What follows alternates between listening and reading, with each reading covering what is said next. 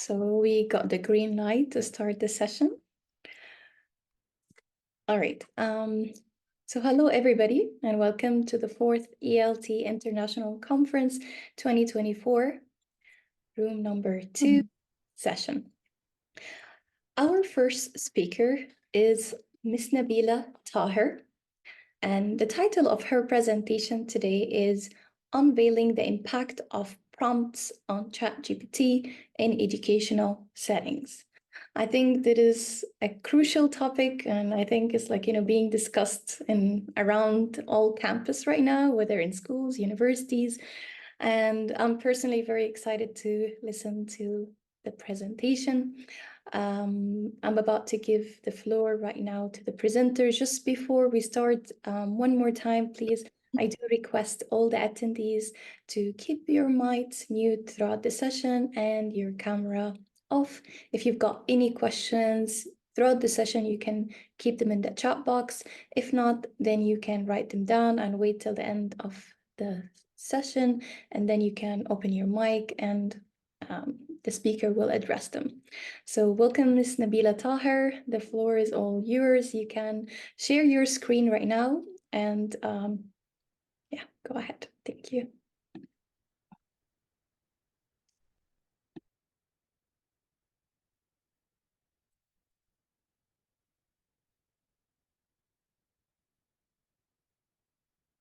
Okay, thank you, Lamia. Thank you first of all, I would like to appreciate the invitation to speak at the 4th annual conference, which is organized by Educational Webinar Jam. Hello, everyone, and I hope you all are doing good. And thank you, Lamia, for giving a generous introduction of me.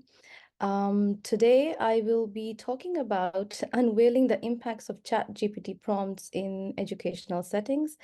I will be talking about different ways and effectiveness of prompts and how they affect the outcome. But before sharing the highlights of my today's presentation, I have a question with all the attendees, and I would really like them all to respond in the chat box with their whatever they think about it. If ChatGPT was a student in your classroom, what subject do you think this student would excel in and why?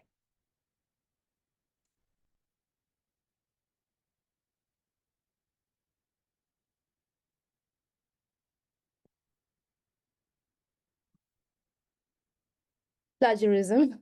Okay. Well, to some extent, English writing, okay. I'm still waiting for more responses before I go ahead. All subjects, okay. Is there anything, anything or any subject that this ChatGPT as a student would not excel in?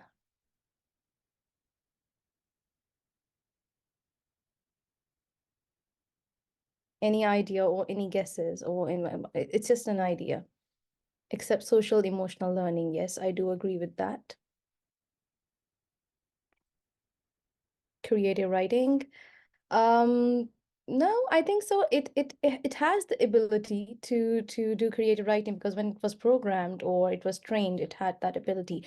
Anyway, when I asked this question, like when you look at the question as an educator or as a trainer, so what do you think that were you able to identify the purpose that why have I asked this question? And what was my target audience? Who do I want to address to? What level of learners do I want to address when I'm asking this question? What do I want my learners or my audience to learn from when I'm asking this question as a prompt? And while asking, did I provide any kind of background or context information from based on that you can guess an answer or you can write down your answers? And what is the desired outcome? Were you able to were all of you able to understand from this kind of a prompt question that what outcome was I aiming at when I was writing this prompt? So basically, This is the main idea of my today's presentation, to understand that what is the main impulse of ChatGPT, which is the prompt. How an accurate or inaccurate prompt can affect the ChatGPT. I know I've just heard the previous presenter sarcasm that yes, it does have some, like, negativity, or you can say negative points or aspects. But ChatGPT, I believe, is a wonderful a teaching and learning tool if it is used in a correct way. So today's highlight of my session is that I will be talking about what ChatGPT is. And we all know what ChatGPT is, and so I might be going briefly over like the basic of ChatGPT, because my main topic is about prompts. So does it only support English language, or does it also support other languages? And what is a prompt? Basically, we need to understand on using ChatGPT on what a prompt is and how you should be writing a prompt. What's the role of the prompt in generating a required response? Because sometimes we think that we are writing something in the correct manner, but basically we're not writing it in the correct manner. There's a certain pattern or certain way of doing things. So we will also be looking at practical implications of ChatGPT through prompt engineering. Now, prompt engineering is basically the word which is used for this whole concept of prompts, that how do we write them? What's the pattern of writing? What things you should be looking forward to when you're writing a prompt? And when you're writing the prompt, what mistakes do we need to avoid? I will be also going through that. And there are certain limitations, like every tool, every discovery, every software, any application, when it's coming with so many benefits, or when it's coming with so many positive aspects, it does have some limitations. And ChatGPT also has certain limitations. Here, I would like to highlight that I will be working practically with you all, showing you some examples using the ChatGPT 3.5 version. Why? Because that's the version which is basically accessible to everyone easily. Because of course, the other version is like paid, and in terms of like affordability, I don't think so every teacher or every person out there can afford to buy a paid version of ChatGPT. So I selected the version which is accessible for everyone. And regarding the limitation of ChatGPT, which I will be talking about, I will also be sharing an alternative of that limitation. So, like, as soon as a tool or a digital software, when it lands in the market, when it has some like problems, immediately you get a solution to that as well. People are working on that. So basically, how the prompt engineering work is, it's 80-20 rule. It's like it's not that you will get 80% of the you will get 100% of the outcome the first time, even if you're writing the best prompt. So it's kind of an 80-20 rule, where you get 80% of the perfect outcome in the first prompt, and then you refurnish it, you paraphrase it, you understand what's going wrong, and then you can get a perfect outcome. But still, of course, it's not 100% outcome. Okay, so I will briefly give an outline first about what ChatGPT is. But before that, I was just thinking when I was creating this presentation that, did you ever thought when ChatGPT, when you learned about ChatGPT, that is it a virtual teaching assistant for you? What do you all think?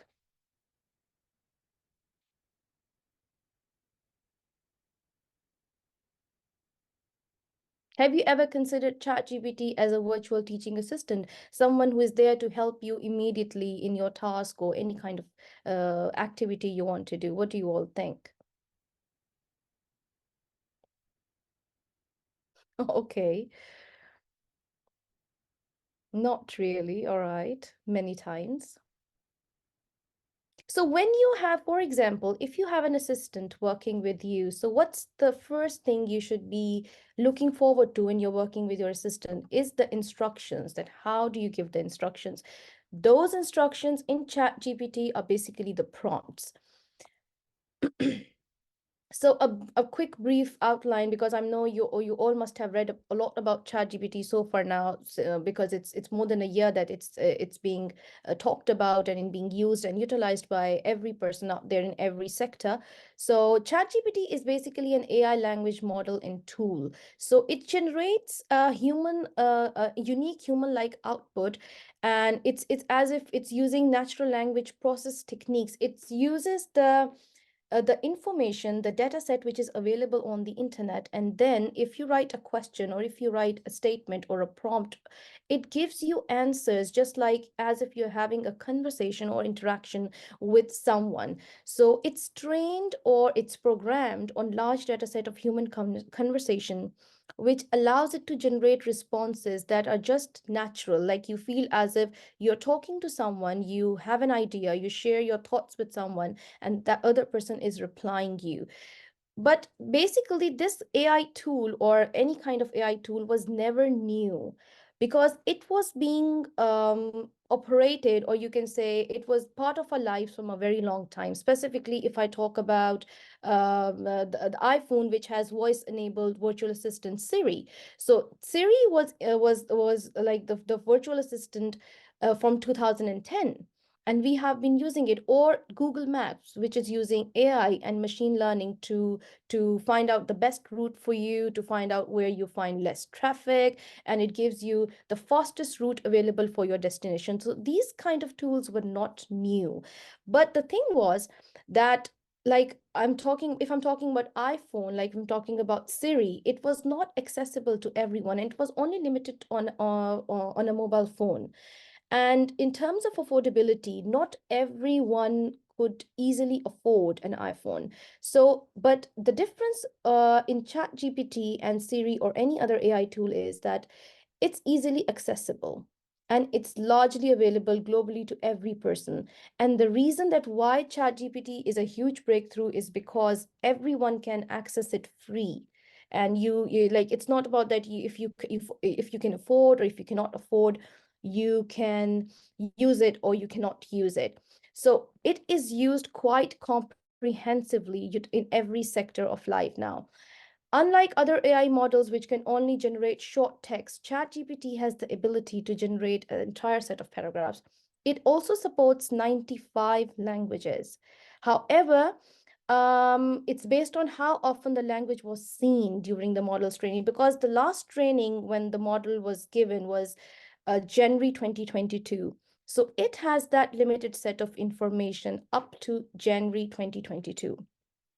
So when I talk about prompts, which is the main topic of my today's presentation, prompt is basically the process of instructing AI to do a task.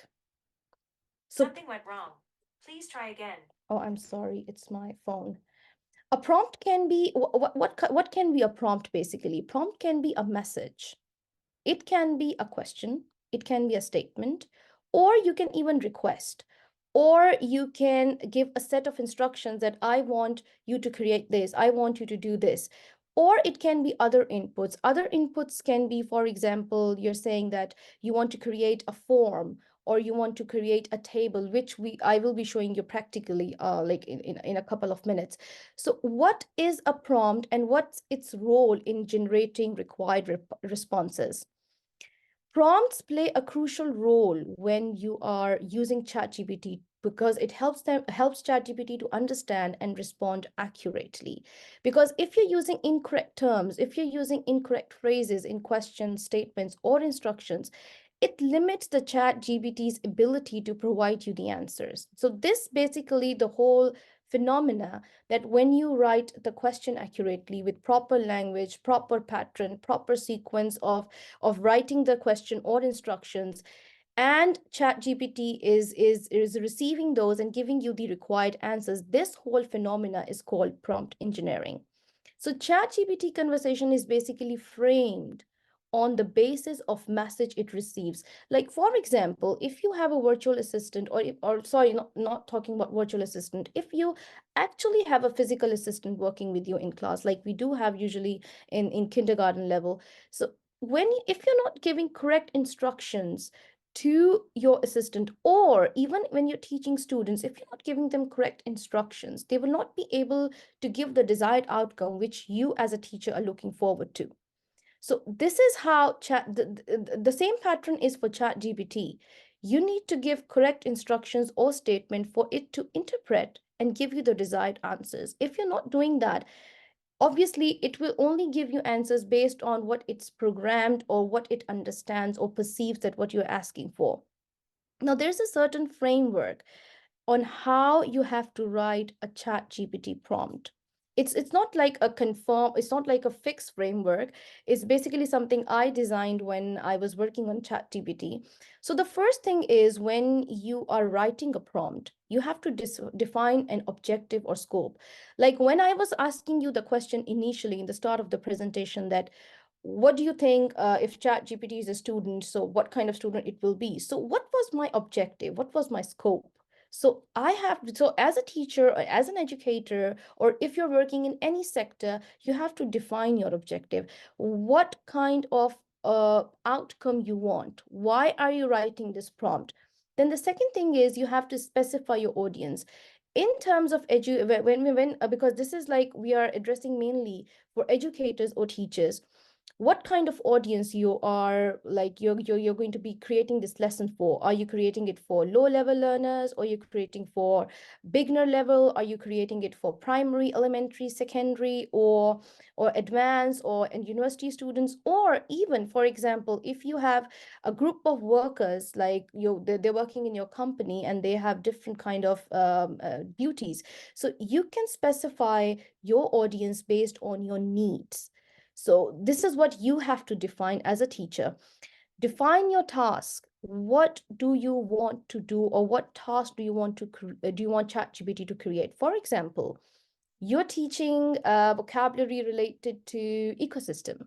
So you want ChatGPT to either create a match the meaning word, like matching the word with the correct meaning worksheet, or do you want it to create a gap fill based on the set of keywords? Or do you want it to create a reading assignment? Do you want it to create a writing assignment? Or do you want it to create a speaking task for you? So what kind of task do you want it to generate? It's not only for English. You can use it for science. You can use it for math. You want to create a worksheet for division or subtraction or addition.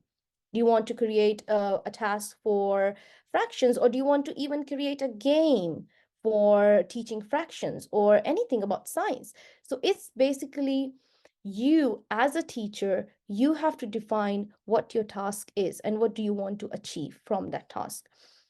Then you have to set the learning method. Like, for example, you can use the famous learning methods. Like, for example, you can use SMART approach. You can use Bloom's taxonomy. So it's completely on you. What kind of learning method do you want to adopt when you are creating a course outline, or when you're creating a lesson plan, or when you're creating your set of instructions for your any kind of speaking task or any kind of writing task?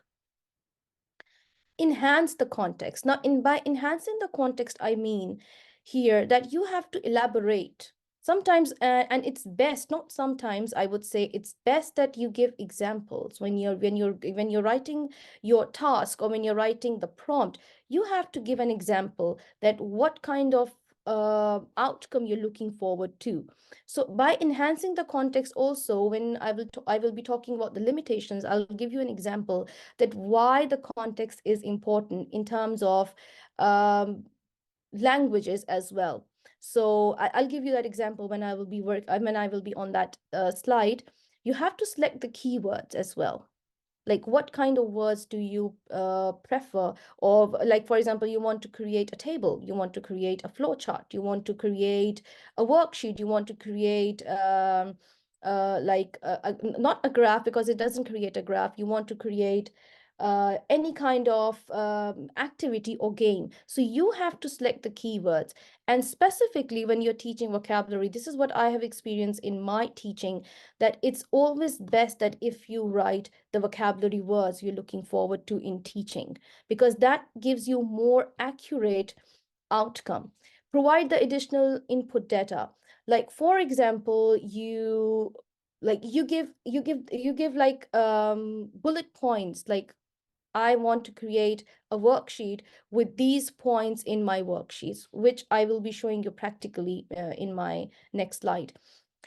Set the output format. Again, you want a paragraph, you want a short essay, you want a gap fill worksheet, you want match the words with the correct meaning, or you want like a word problem, or you want to create, for example, if you're teaching math and if you want to create fractions, if you want to create a worksheet related to graphs, if you want to create a worksheet related to, but for graphs, it will only give you a comprehensive detail. It won't create a graph.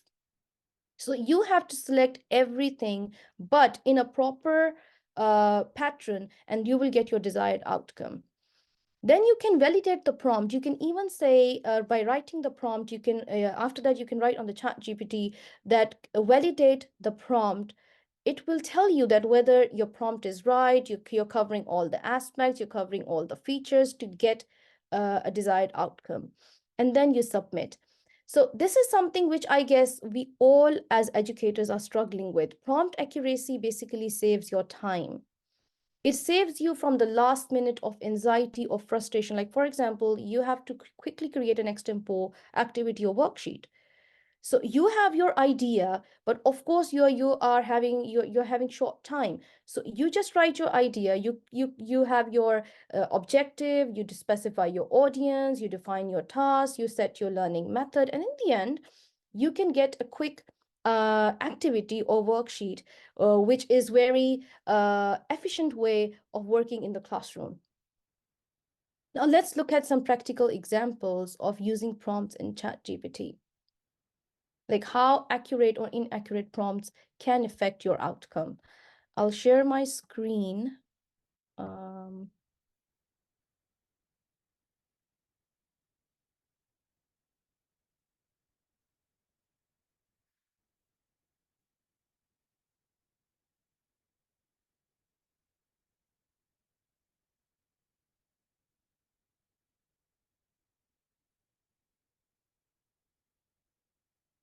All right, so I hope you all can see my screen where I'm sharing this ChatGPT screen. Yes. Is it visible? Yeah, it's clear. Thank you. Okay. Now I will write a couple of prompts here, and I will show you how the prompts affect the outcome. For example, I'm writing the first prompt here. Generate a list of lesson objectives for my 5th graders English class on quantifiers. Now it's creating a long list of quantifiers, and it will take you a long time to quickly read or understand. For example, if during the lesson, when you're teaching quantifiers to your 5th graders and you want to create a worksheet, or you want to create a list of objectives, but you get a long list of objectives. So here, when you see my prompt, am I defining the scope correctly? What's my target audience? Okay, I addressed that. What's the level? What's the level? Sorry, 5th grader, English class. What's the topic? Quantifiers. But I'm missing many short details which will change the outcome. Like, for example, if I write, if I edit my prompt, or let's say I rewrite my prompt as generate a list of 5 lesson objectives. Now I have very clear a set of like how many objectives do I need it to create in the form of a table. How do I want my output? Do I want it in the form of points? Do I want it in the form of table? How do I want it? For my 5th graders, what's my audience? What's my target learners? 5th graders. English class on quantifier. So I'm defining the task, which is quantifier. And further, like I'm further giving enhancing the context that how do I want my each objective to begin with. Students will be able to and align to the 5th grade Common Core European Framework. Which kind of framework? So this is additional input data. And how do I want it? In the form of a table. So let's see what it creates.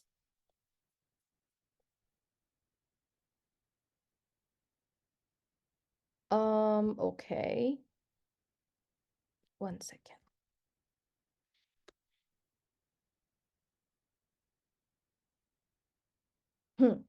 So now here you can see that it has created 5 objectives, lesson objectives, and then it's telling you that what are you going to be achieving from this objective. Then it gives you a list of 5 quantifiers, and it tells you that what are you going to be achieving, or what's your objective, what's your objective and what are you going to be achieving from this objective. So this is how you can create by giving a correct, accurate prompt, and you can get your desired outcome.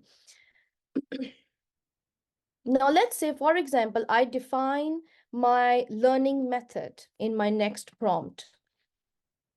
Use smart approach to create a 6-unit course for 10th graders on solar panels. What are the pros and cons? So this is basically, what do we say as, I'm enhancing the context. I'm giving some examples. I'm giving some more details so that I get a more accurate response from ChatGPT. So what are the pros and cons of solar panels? How are the solar panels energy efficient for common household? So it gives me a 6-unit course on solar panels using the SMART approach, which is specific. What are the students going to be specifically looking at?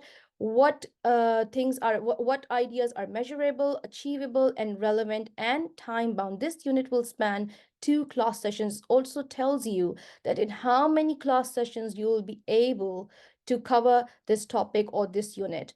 Now, for example, I refine my prompt because I want to further add some more information. Like, for example, if I edit this prompt and I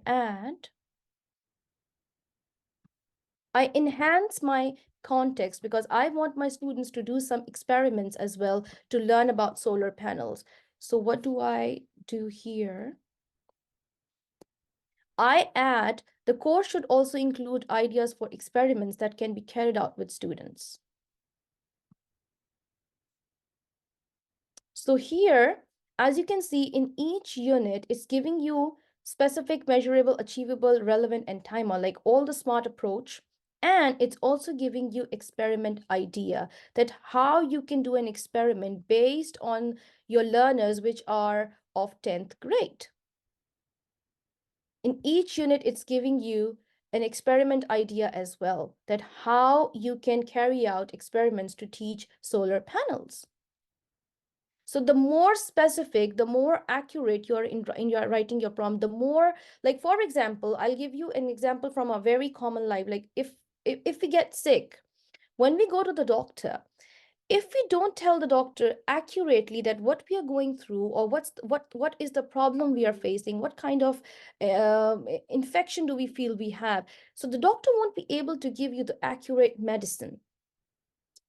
Until you tell that what's the problem, the doctor can define whether you need what kind of medicine you need. So you have to be specific, similarly like that in ChatGPT, in writing your prompt to get an efficient and accurate outcome.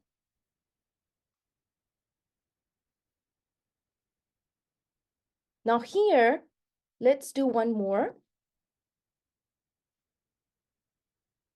Create a follow-up feedback form for 6th graders on the lesson present perfect tense. The feedback should have 10 points. So what is my objective? What do I want to achieve? I want to have a feedback form related to what's my target audience, 6th graders, and what's the task, or what's the topic, present perfect tense.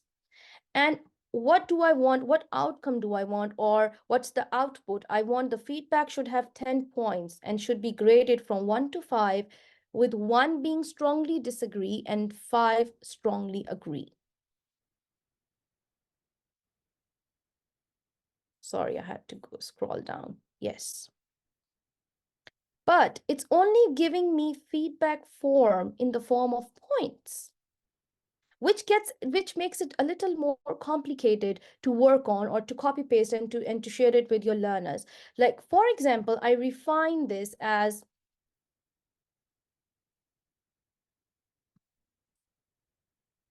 1 second, sorry. Okay, now what I do, I will edit my prompt. Oh no, okay, I'll not edit actually. I will write it here. Create a follow-up feedback form in the form of a table for 6th graders on lesson, okay? Now this is in the form of table. This is how I want the output format. I want it in the form of a table. The feedback should have 10 points and should be graded from 1 to 5. Also mention, this is an additional, you can say input or additional information that I added, which I want ChatGPT to work on. Also mention instructions on how to fill above the table. Like above the table, I want a set of instructions for the learners to know that how they have to work on this table or form.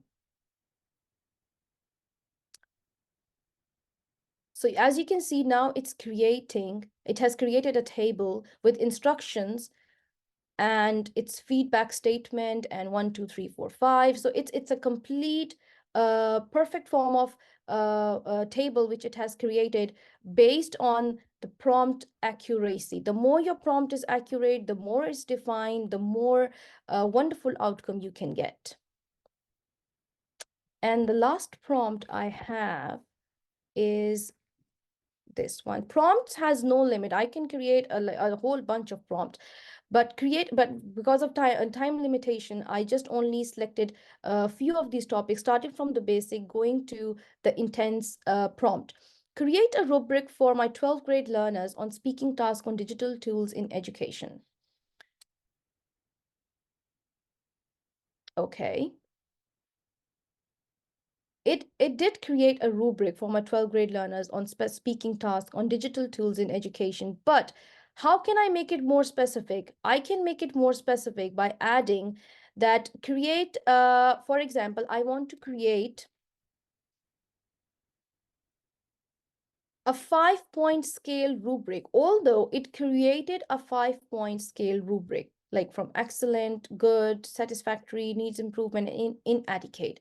But here I define more clearly that I want a 5-point scale rubric for my 12th grade learners. But I've added one more thing, which is not here, because it has the criteria from content knowledge, clarity of explanation, use of examples and evidence, engagement with audience, language use and fluency, and overall presentation and time management.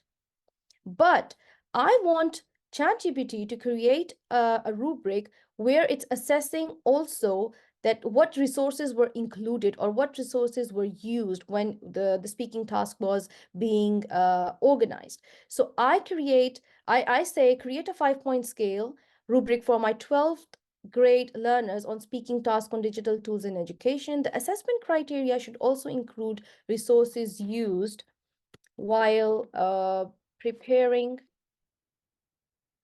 the speaking task. Hi, I just wanted to give you a heads up. We've got 5 minutes left to the presentation. Okay, all right.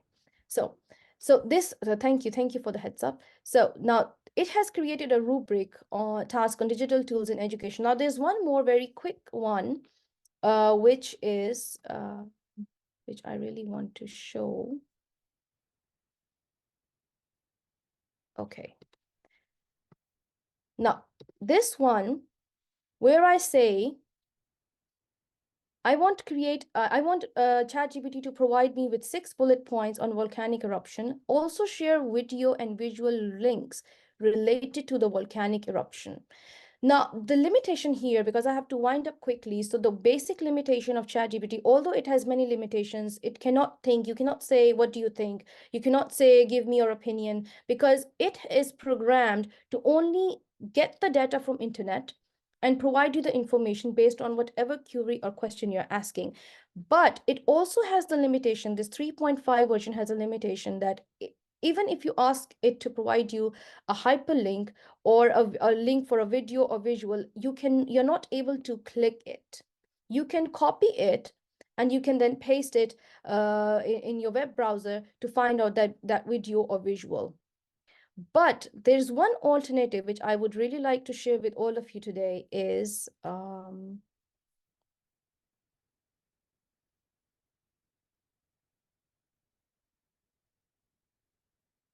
Yes. I'm sure most of you must be familiar, or maybe all of you must be familiar with Copilot.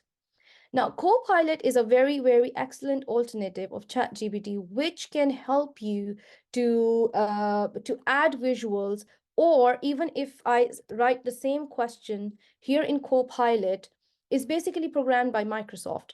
So it gives you, it's a bit slow than ChatGPT, but when it gives you the links to the visual or hyperlinks to the videos, you can actually click on them immediately while you're working, which is not the case in ChatGPT. Like, for example, yes, here. Let me, I hope it stops soon. Yes. So when you see it, either it shows you the video links here at the bottom, or you can simply click on it and you can immediately go to the video. One simple plan. Try free for 30. Which is not the case in ChatGPT. Also, even if you wanted to share visuals with you, it can share visuals with you. Or if you want to add your own image, you can upload it from your device.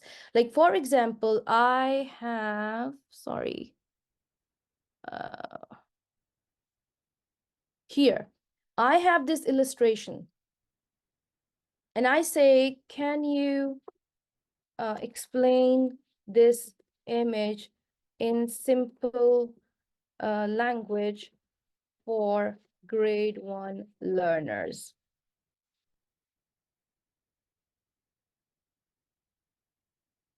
Let's wait for it to respond.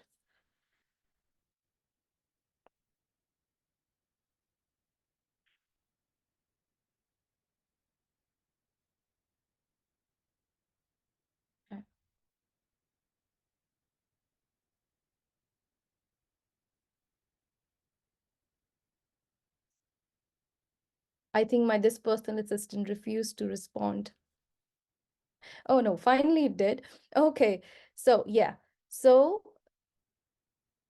but the prompt writing should be the same in Copilot as well. This was the only thing I wanted to show here, that you cannot click on the hyperlinks which ChatGPT generates, but here in Copilot you can do that. You cannot upload an image in ChatGPT, but here in Copilot you can do that as well. But for example, if I upload the same picture and I tell it to make a flow chart, like create a flow chart showing the process of volcanic eruption for grade 4 learners.